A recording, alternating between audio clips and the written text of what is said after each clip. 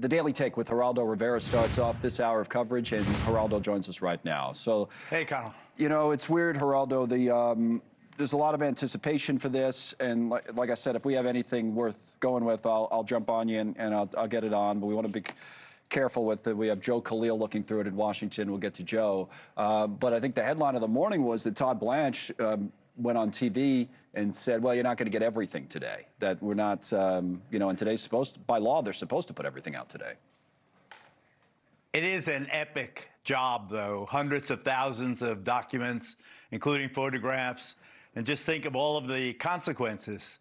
You have to have, you know, the names redacted of the victims. There are other innocents whose names no doubt appear that have to be stricken to preserve their privacy.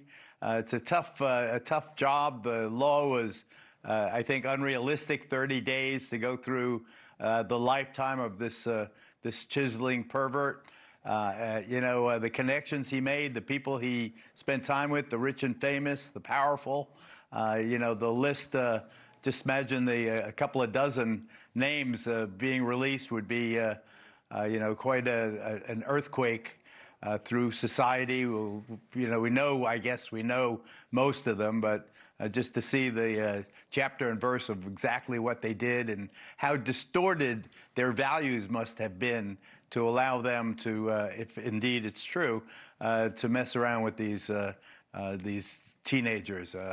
Really sickening. As an example of a face that's blacked out.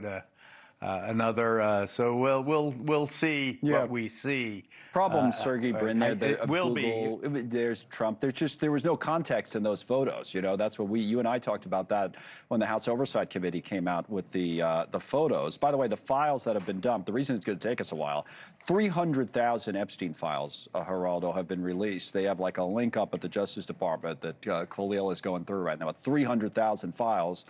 If that's not all of them, it's still that's a lot. I thought it was interesting last hour that the president, he almost always takes questions at these events. He had the drug price event, and he literally said, "I'm not taking questions. I don't want to talk about other topics." So, well, any question, any reporter in the room would ask him first about Epstein. Yep. As the files are being released in real time, right as he is speaking, it is, you know, without a doubt, he would be. I mean, a normal man would be embarrassed by some of the juxtapositions. But listen, it's Trump. I'm sure we'll get enough of Epstein in the days and weeks to come. I don't know what else we could possibly learn that would be, you know, normal people would have been humiliated, embarrassed, hiding. But these are not normal men. Yeah, no, I guess. Yeah, what about Trump big picture right now? I wanted to talk to you about this anyway today, you know, on a Friday in the middle of all of this. Yes, this story, you know, the big story potentially we'll cover it, but there's so much else that's going on surrounding this president. He'll make a speech about the economy in North Carolina tonight. You know, to me, and you and I have talked about this, the last couple of times he's tried this have not gone great for different reasons. He got off script in Pennsylvania, stayed on script from the White House, but something was off with the delivery, it seemed to me, in that speech. He's having a tough time with this issue, with the economy. Forget about Epstein for a moment. But where do you think the president stands right now in his second term? I think he's been hobbled. You know, I think that, you know, ironically, I think Marjorie Taylor Greene started a landslide of MAGA supporters dumping on the president. You know, I think that the bloom is off the rose. He was flying high just a few weeks ago, and now he can't seem to you know, get his shoes tied right. It's definitely an ebb.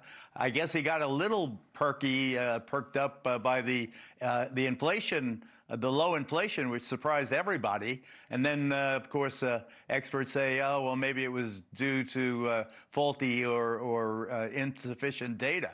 But I thought it was great. If we can get inflation down and keep unemployment, reverse that trend, that's bothering me. But it used to be, you know, full employment was 5%. Now we expect it to be under 4 or right around 4. But there's just a vibe out there. Maybe it's the weather. I don't know exactly, but people are feeling a kind of a melancholy, that pre-holiday waiting with anticipation. Oh, did I get that present for Grandma? But he'll recover. He's very resilient. I mean, I can't imagine what else is in these files that we don't already know or deeply suspect.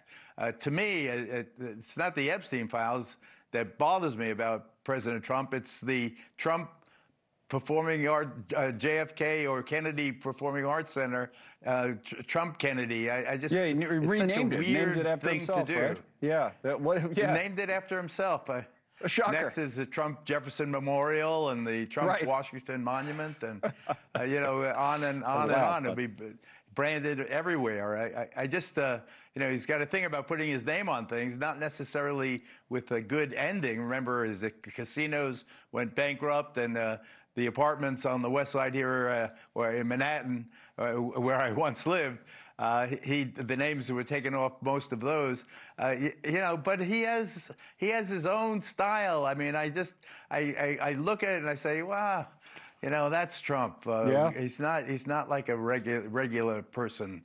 And when he's in a picture with, you know, 50 bombshells, and he's, you know, he's like the Sultan of Washington. Are you saying he's kind of, is he losing his touch a little bit on some of that stuff, even with the people loved him most? You used, I think you said Bloom coming off the rose a while. Do you sense a different kind of, not different Trump, but a different reaction to Trump in the country in the second term versus the first term? Or? Yes, to the second part. Yes, the country is looking at him differently, or maybe, you know, we've lost patience with some of the routine, the act. But I've never known him to be other than bulletproof. And he seems that he will take this in stride. I believe, and it may be because you know, I'm slightly older than the president. I feel it in my bones. You know, you go through, you know, several months of tough times. You know, at a certain age, you're not as nimble in dealing with it. But he seems, you know, he'll deal with it. I have no doubt that. Yeah, he'll be fine. Well, but the Epstein story is not all about him, may not be about him but again, like, we might not learn much more than we already know. I think one of the things to look for, if you're just looking for names, like Thomas Massie, who's been all over this, the Republican, Ro Khanna, the Democrat, by the way, who's been leading the charge, has a briefing or news conference scheduled for like 20 minutes from now, which I think he still says he's going to go forward with. He's going to have some sort of an update. But Massie was like, oh, there's 20 names we should be looking for, people who were involved in alleged sex crimes in these files. So if we don't see them, his takeaway was then we know that there's something being left out. And, you know, it's one thing to be, is it a sex crime to be, you know, buddy-buddy with Epstein, to hang out with Epstein, to go to Epstein's mansion when women are there? You know, what about the name, those 24 names that Massie references? I'm sure there are, but don't they have a due process right to, you know, to explanation, to context? You know, I'm not making excuses. Believe me, if they were with underage women, they deserve the full weight of the law. It's a disgusting crime. However, association alone is not enough. What about his lawyers? I know that I don't even want to mention the lawyers' names for fear of you know, embarrassing them. But everyone knows what I'm talking about. It's, you know, there's never been a story like this. I remember, you know, they say when it comes to like the Kennedy Performing Arts Center, well, JFK was no saint. JFK and Marilyn Monroe and this, that, and the other thing. No, he wasn't a saint, I'm sure, JFK. And yet, dignity requires us to view him in a certain way, and maybe years from now, Trump will be viewed that way. Long shot, but maybe. You know, what Trump is doing, this egotistic, this narcissistic, you know, he's on a rampage a labeling rampage, a branding rampage. Right. That but this story is weird because they kind of brought it upon themselves, everybody in the Trump administration, if you think about it kind of more deeply and how it all developed, because it wasn't at first. Now it is, but at first it wasn't all the Democrats and the liberals pushing for this. It was the MAGA people, really the top two guys at the FBI. Right. Kash Patel is the director, and Dan Bongino's number two. Funny enough, this week announced that, he's leaving the FBI.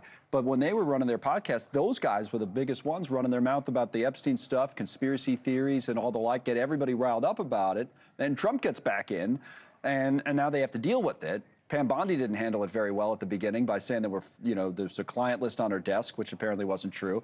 But it was they kind of brought this upon themselves, the scrutiny here. Usually in these situations, it's the other party. It's your political opponents that bring it on. It's a hell of a lot easier to say sensationalistic things about anyone you want to, particularly public figures, grandiose public figures, than it is to actually prosecute a case against them where facts really matter. Thank you for watching. Subscribe below and download our NewsNation app right now on your phone, and you will get fact-based, unbiased news for all Americans.